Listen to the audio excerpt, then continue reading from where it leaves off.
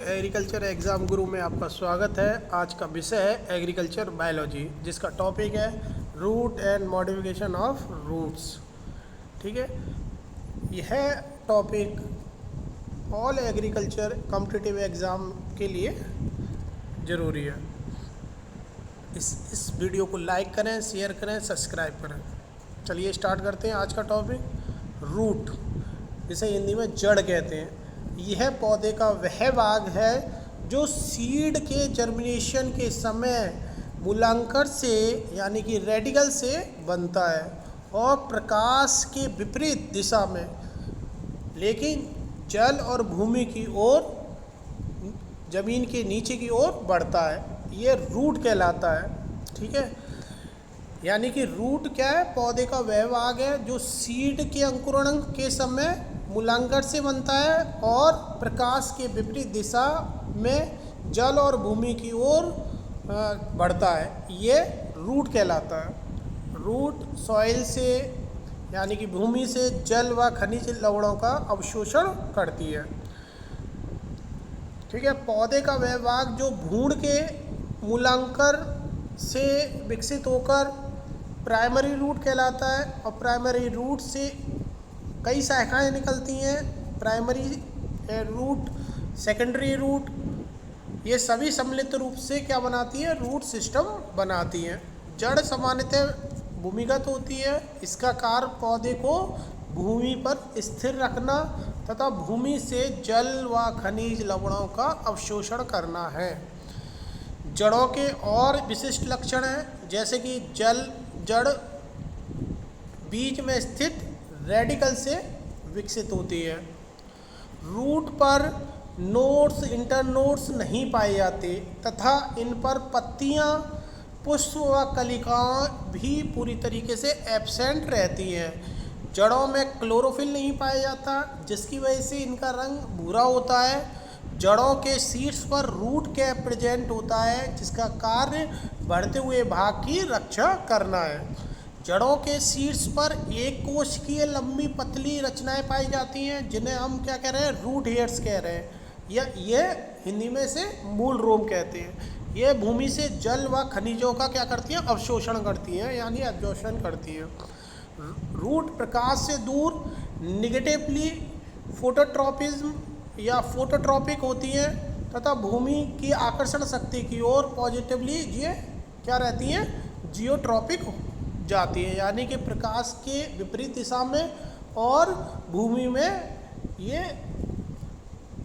Positively geotropic की ओर जाती है। अब रूट के टाइप्स पढ़ते हैं। रूट्स दो प्रकार की होती है। टैप रूट, जिसे मूसला जड़ कहते हैं। दूसरी रूट होती है एडवेंटिशियस रूट, जिसे अपस्थानिक जड़ कहते हैं। टैप रूट ये रेडिकल से डेवलप मेन रूट है, यानी कि मूलांकुर से निकली हुई क्या है? मुख्य जड़ है, जिसमें से बाद में सेकेंडरी व टर्सरी क्या निकलती हैं? रूट निकलती हैं। और ये सारा तीनों रूट मिलकर क्या बनाती हैं? मूसला जड़ तंत्र या टैप रूट सिस्टम बनाती हैं। इस प्रकार की जड़ डाइकॉट प्लांट में पाई जाती है, यानी कि द्विबीज पत्रियों में पाई जाती है। ठीक है, और दूसरे प्रकार की जो रूट होती है एडवेंटिशियस रूट होती है। ये जड़ें एक बीजपत्रीय पौधों में पाई जाती है, यानी कि मोनोकोट प्लांट में ये जड़ पाई जाती है। यह मूलांकन को छोड़कर, ठीक है, अंकुरण के पश्चात सीधे नष्ट हो जाती है, यानी कि रेडिकल से तो निकलेंगी मगर यानी कि थोड़े समय के बाद ये क्या हो जाती है? नष्ट हो जाती है। अर्थात प्राइमरी रूट बहुत ही अल्पकालीन होती हैं। बाद में पौधे के किसी अन्य स्थान से जड़ों का उत्पन्न हो जाना तथा इस प्रकार की जड़ों के समूह को रेशेदार जड़ तंत्र या फाइबरस रूट सिस्टम कहते हैं। अब इंटरनल स्ट्रक्चर समझते हैं रूट का। द्विबीजपत्रीय अथवा एक बीजपत्रीय जड़ों की आंतरिक संरचना का अध्ययन। सबसे पहले ईपीबिले में पाई जाती है, जैसे बाह्य त्वचा कहते हैं। इसमें रूट हेयर्स पाए जाते हैं इपिब्लेमा पर क्यूटिकल यानी कि उपत्वचा या रंध्र स्टोमेटा नहीं पाई जाती है। यानी कि पहली लेयर क्या है, इपिब्लेमा, जिसमें रूट हेयर पाए जाते हैं। इस पर कोई भी क्यूटिकल व स्टोमेटा नहीं पाए जाते। इसके बाद दूसरी लेयर है हाइपोडर्मिस, ये इसमें एब्सेंट रहती है। कॉर्टेक्स पैरेन्काइमा सेल के बने होते हैं,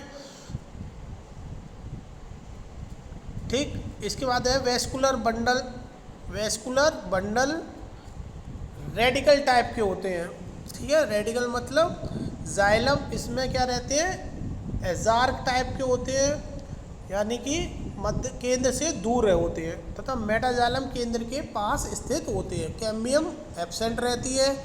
जाइलम और फ्लोएम के बीच में पैरेन्काइमेटस सेल पाई जाती हैं, इनको यहाँ पर क्या कहते हैं, कनेक्टिव टिश्यू कहते हैं। देखिए अब डायग्राम से समझते हैं। ऊपर वाली लेयर जो आपकी फर्स्ट लेयर जो दिखाई दे रही है, ये वाली, ये क्या कहलाती है, इपिब्लेमा कहलाती है। और इसमें से जो धागे निकल रहे हैं, धागे नुमा संरचना निकल रही है, ये क्या कहलाती है, रूट हेयर होती है, ठीक है। इसके बाद पूरी सेल ये कॉर्टेक्स की मिलकर बनी होती है। चारों ओर जो लेयर पाई जा रही है, इसको हम क्या कह रहे हैं, एंडोडर्मिस कह रहे हैं, ठीक है। बीच बीच में ये रेड कलर के आपको जो बीच बीच में 4 जगह ये दिखाई दे रहे हैं, इसको हम क्या कह रहे हैं, फ्लोएम कह रहे हैं, ठीक है। और एंडोडर्मिस के नीचे, ठीक नीचे क्या पाई जाती है, पेरिसाइकिल पाई जाती है। बीच में बड़े साइज़ के मेटाजाइलम पाए जाते हैं और किनारों पर, पर्दे के किनारे पर छोटे जाइलम प्रेजेंट रहते हैं। इस तरीके से ये रूट का क्या है, इंटरनल स्ट्रक्चर है, ठीक है। अब पढ़ते हैं modification of root, tap root. सबसे पहले मॉडिफिकेशन ऑफ रूट में सबसे पहले पढ़ेंगे मॉडिफिकेशन ऑफ टैप रूट का। कुछ जड़ें भोजन ग्रहण करके क्या कर जाती है, फूल जाती हैं। तो ये कई प्रकार की होती है, जिनमें से एक है फ्यूजिफॉर्म यानी कि तुर्क रूप। इस प्रकार की जड़ें क्या रहती हैं, लंबी होती हैं और ऊपर से मोटी तथा नीचे पतली होती हुई जाती है,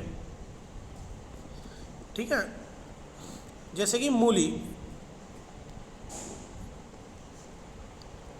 इसके बाद आती है कॉनिकल रूट्स, टैप रूट्स। ये शंकु के रूप में होती हैं। ये जड़ें भोजन संचय करने के कारण ऊपर से मोटी व नीचे की ओर क्रमशः पतली होती चली जाती है, जैसे कि गाजर, ठीक है।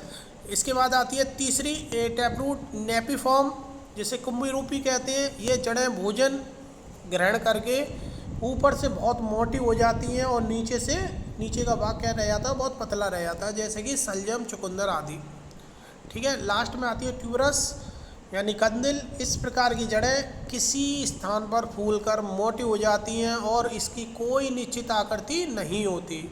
इसके बाद दूसरे टाइप की रूट आती है, उसका मॉडिफिकेशन देखते हैं। मॉडिफिकेशन ऑफ एडवेंटिशियस रूट यानी कि अपस्थानिक रूट का मॉडिफिकेशन देखते हैं यहाँ पर।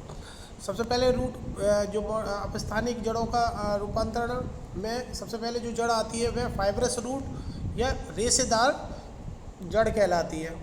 ये जड़ें बहुत पतली व तंतु के समान रहती हैं। देखिए डायग्राम में आपको दिखाई दे रहा होगा इस टाइप्स की।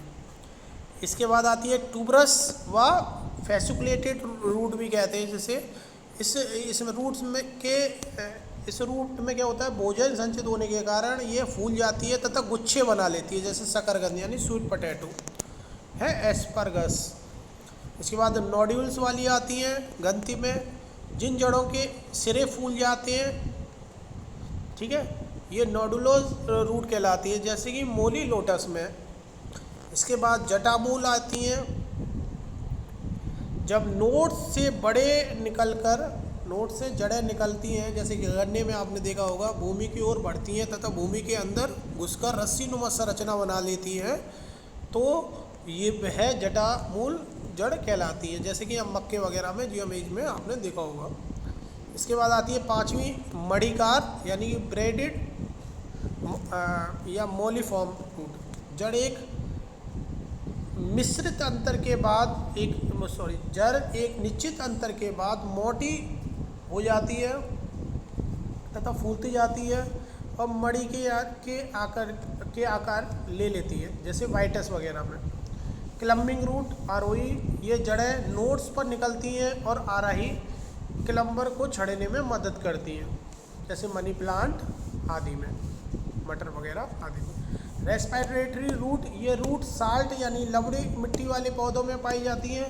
ये भूमि के ऊपर निकलकर श्वसन करती हैं, इसे श्वसन रूट भी कहते हैं, जैसे एविसीनिया और जूशिया।